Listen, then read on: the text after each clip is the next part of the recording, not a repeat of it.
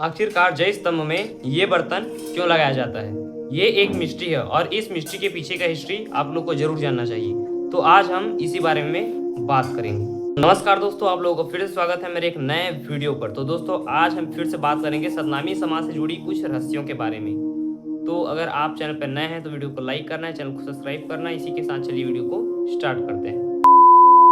दोस्तों सबसे पहले मैं आप लोगों को ये बताना चाहता हूँ कि सतनामी समाज से जुड़े या फिर कोई भी बात हो, मैं आप लोगों के समक्ष रखता हूँ वीडियो के माध्यम से। लेकिन उस बात को जब तक मैं परख नहीं लेता, एक के बजाय 4 संतों से नहीं पूछ लेता, तब तक आप लोगों के समक्ष इस वीडियो को नहीं लाता।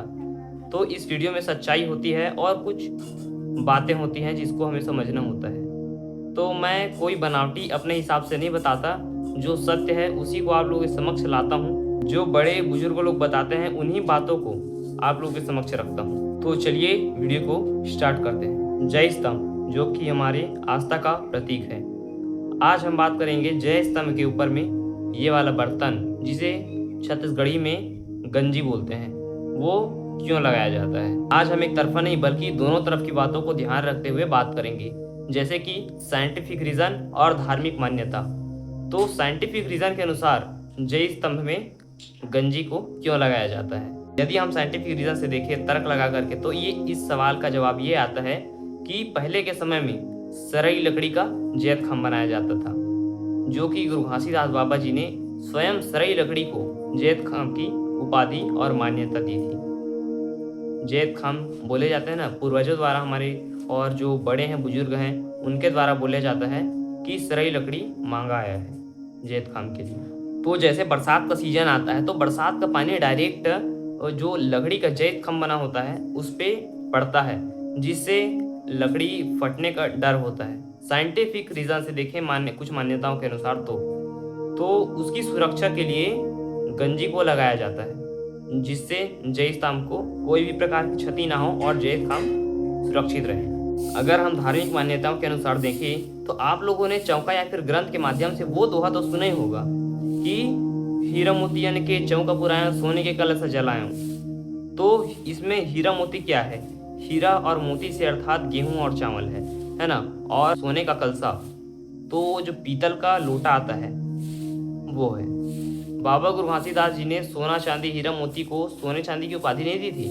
उन्होंने अन्न को, जो चावल और गेहूं है, उसको सोने चांदी की उपाधि दी थी। तो सोने की कलश की उपाधि बाबा गुरु घासीदास जी ने किसी सोने को, गोल्ड को नहीं दिया था, बल्कि पीतल के लोटे को दिया था, जिसे हर व्यक्ति अफोर्ड कर सके और अपने घर में रख सके। आज भी देखिए, यदि कहीं चौका या फिर ग्रंथ होता है तो सबसे मोस्ट डिमांडेड चीज क्या होती है?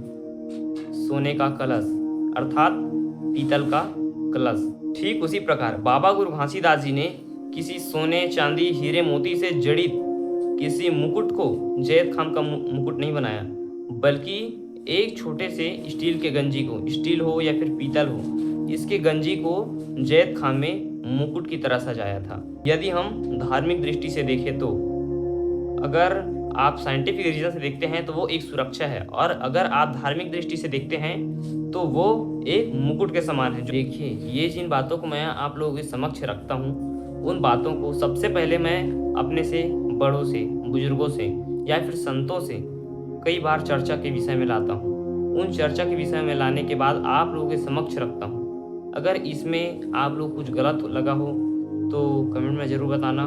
और देखिए, दुनिया में इतने ज्ञान हैं, उन ज्ञानों को अर्जित करते करते हमारी उम्र बीत जाएगी, लेकिन इतने इस संसार के ज्ञान का एक बूंद हम पा नहीं सकते।